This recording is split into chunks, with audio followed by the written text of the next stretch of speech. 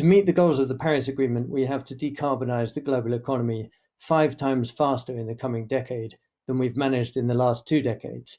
And we all know there are some huge economic opportunities in doing that, but let's not pretend it's going to be easy.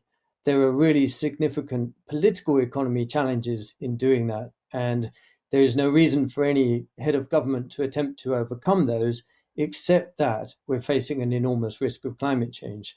So we'd better do a good job in communicating that risk. Very often, the risks of climate change are communicated just up until the year 2100, sometimes shorter.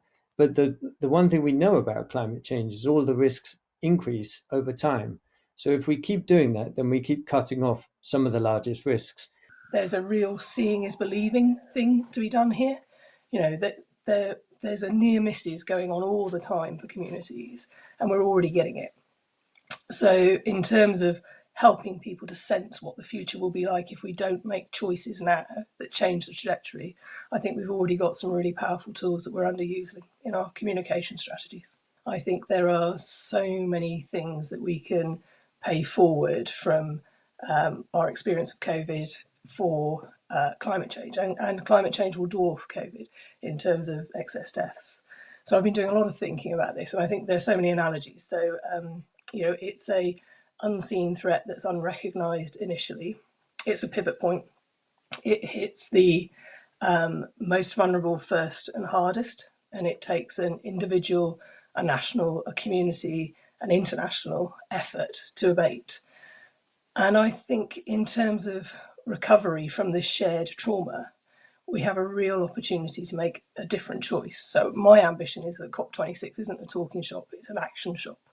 It's where we decide to make a difference for our shared humanity, because we've experienced something that we've not experienced on this scale before. What we need to do as a group of scientists is to engage audiences that don't normally engage with this stuff, because that's what it's going to take.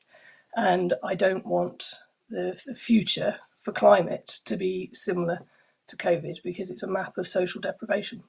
That's what it is. And that's what climate change will be too.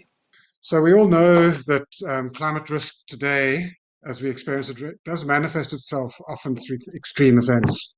For example, floods and droughts, heat waves on land, and also heat waves in the marine environment. And climate science has been working to try and address some of these risks quantitatively through climate modeling and projections and other approaches. But there's also a family of climate events, if we can call them that, such as abrupt changes in ocean circulation or the potential collapse of the West Antarctic ice sheet and associated accelerated sea level rise, that climate science and climate scientists have identified, but where the likelihood and the timing are not well understood.